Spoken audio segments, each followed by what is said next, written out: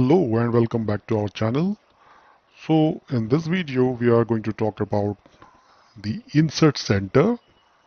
So what's the insert center? You can see on the right side, this is a navigator basically called insert center, through which you can insert symbols, you can insert devices, and also insert macros. And you also have a search option here. Maybe let's start from the search option. So what I will do is I will simply type here motor. For example, I need a symbol for motor. So if I click, after entering the text, you can see it brings 116 symbols for the motor. If you expand, you can see the related symbols. And then it also brings 16 devices, basically the part number which is stored in the part database, and then window macro and symbol macros. So there are macros which also have motor as a description somewhere or the symbol. So this is one way. Now if you have found the symbol, you can just simply double click and place it wherever you like inside the page, and this will open the properties for the symbol, and just simply click OK, and you can see the motor symbol is now placed on the page. Let's delete this and let me remove this text from here. And now I will show you how to filter the data that you are searching. So for this, there is an option called search all on the left side. You just click this and you can choose what exactly you would like to search, whether it is a symbol or it is a device. Now, for example, I'm setting a filter over here that search only the symbols. And then now if I enter motor, you can see this time it is only displaying me the 116 symbols related to motor and not the part numbers, neither the window macro or symbol macro, right? So this will actually help you to filter out the data. Okay, I'm just removing it back and let me close this. Now let me show you how you can insert a particular symbol from the particular library. So I'm going to the insert center. I will choose symbols here, and then it gives me different type of categories for symbols. So here, since we normally work on IC symbol, we will choose IC symbols here, and then it gives us the option to select electrical engineering, and from that now you can have different subcategories where you can find the symbols. Let's, for example, I need a production device, so I'm just going to production device. And production device also consists of many subcategories like safety fuse, circuit breaker, motor overload switch, and others as shown here. So in my example, I need a motor overload switch. I will click that. Let me expand this navigator a bit. Now you can see motor overload switch, 6 connection point, 8 connection point, 2 connection points. For instance, I need only 6 connection point. So I will click this category and then it will display all the relevant symbols with 6 connection point. So now I'm just choosing, for example, this particular symbol, and you can see the name is QL3, and then it has 8 variants. So what does this 8 variants means? So if I click this 8, you can see all this variant from A to H, that is actually 8 variants. So basically it's just the orientation of the symbol. So A is horizontal, then you can see V is vertically placed, and likewise it has different rotations, and all these are stored as a variant.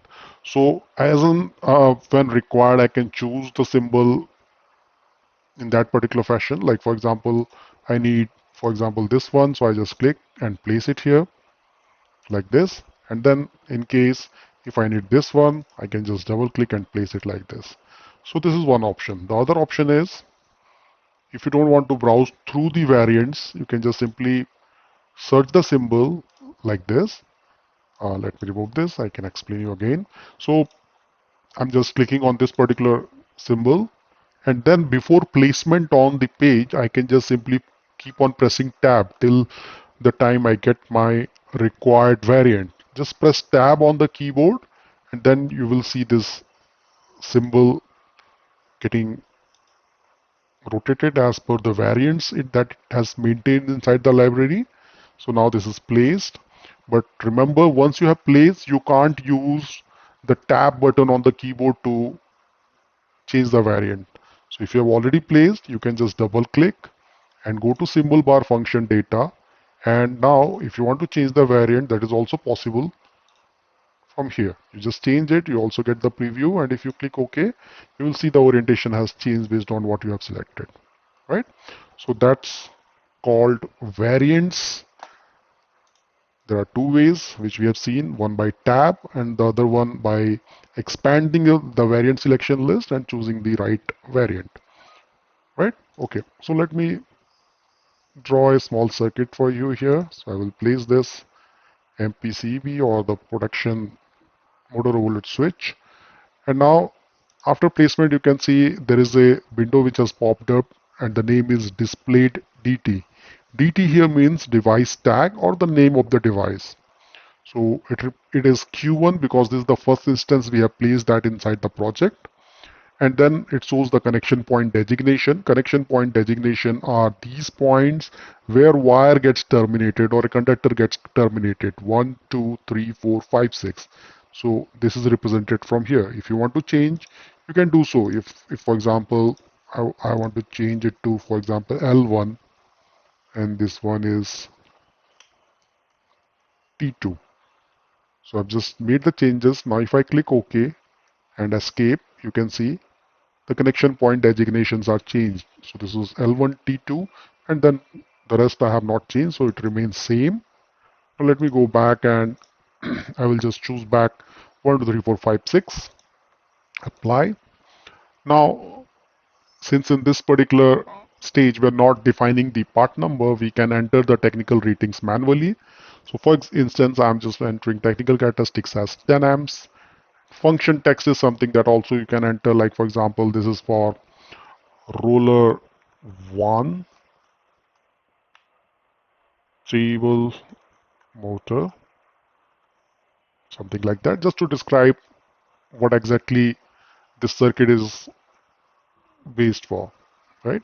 And now I can simply click OK, and now whatever details I have entered is also visible here. Now let's go back to the symbol selection, and I would like to have a motor symbol now. So if you go back to the symbol library, you have to choose from here power consumers inside that motor, and under that you can choose, for example, motor with 4 connection point. I'm choosing this particular variant.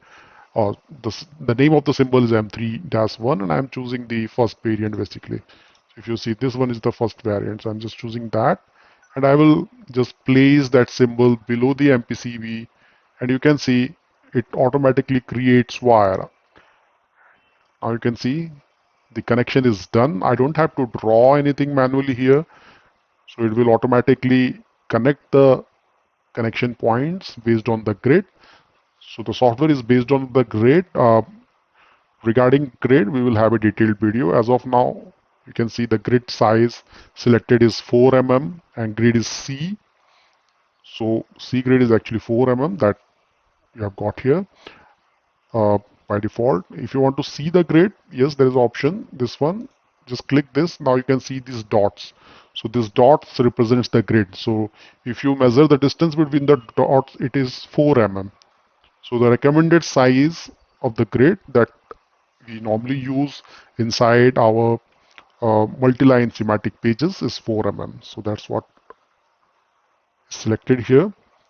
Now let me complete this circuit. So I would like to have, for example, a bus bar connection point on the left side. So I just click on bus bar connection point inside insert, and then I can press tab like this and I will place it like this.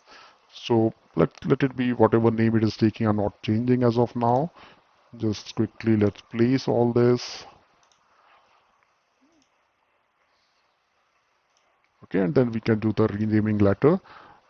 So now I would like to show you how the connections are done. For this, I have to go to this particular section under insert. So I need the symbols to connect. So I will choose angle down left, the third one, and I will match it with the first connection point of the MPCB, and then I will press left click of the mouse and I will drag it diagonally.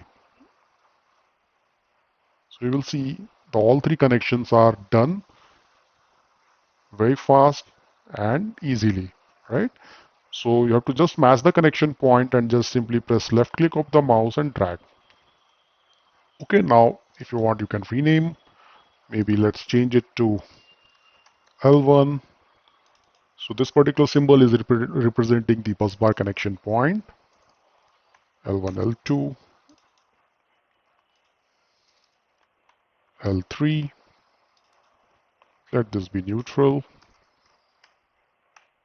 right? So this is how you can easily insert symbols. Let's add few more symbols here. So I'm going back to the symbols, and this time I would like to have a NO contact, a power NO contact basically.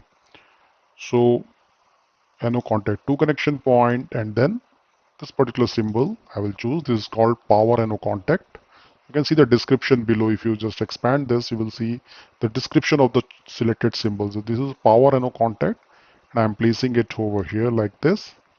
So the connections are also maintained and this power NO contact is placed. But we have to do some changes here. Let me double click the first one. So this is 1, 2, that's fine. This one has to be changed. So I will choose 3 and then I will enter control plus enter to get this pi symbol and then 4. So this is 3, 4 and this one is 5, control enter 6, right? So this is complete. And we also need terminals. So let me go back, terminals and plugs, terminal, two connection points. Let me choose this terminal, double click, and let's drag it like this. So now this is terminal strips name is X1 and these are individual terminal X11, X12, X13, X14, right? Now let's go to the connections and I will click on update. So this is all the connections are now updated. So if for example I put a cursor, I can see the source and target. Okay, so this is right now a auxiliary function. As you can see, a question mark is appearing and it is not linked to their main function. So the main function in case of contactor would be the coil. So as of now, I've not created a control circuit separately. So what we will do is let's place a contactor symbol and let me place it over here just for example, and let the name be K1. I'm not changing anything.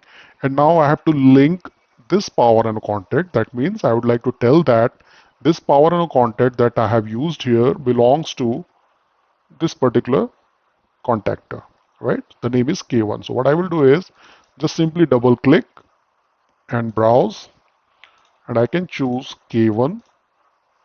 This is coil for power and a contactor and I will click OK and OK. And the moment I do that, you can see now I'm getting cross reference which says the coil for this particular power NO contact is placed on page number 1, column number 7. And if I select this and press F, it gives me a jump directly to the coil. And once I update the connection, I will also see the contact image here. So I will go to connections and update. And now you will see the contact image is also appearing just below the coil. And if you want to check where is the contact, so for example, I would like to see where is my 5-6. So if I click this, press Control and click, and then it gives me a jump to the auxiliary contacts here. So from auxiliary contact, if you want to jump to coil, you just have to select the power on a contact and press F. It gives you a jump to the main function, that is coil. Coil is the main function as you can see. And from the main function, if you want to navigate back to the auxiliary contact, you need to click on control button first and then you can specifically click whichever contact you want and then it will give you a jump. I hope this is clear. Now we will see in later videos the use of few other symbols, also the insertion of devices. Hope this is clear. So let's meet in the next video. Thank you.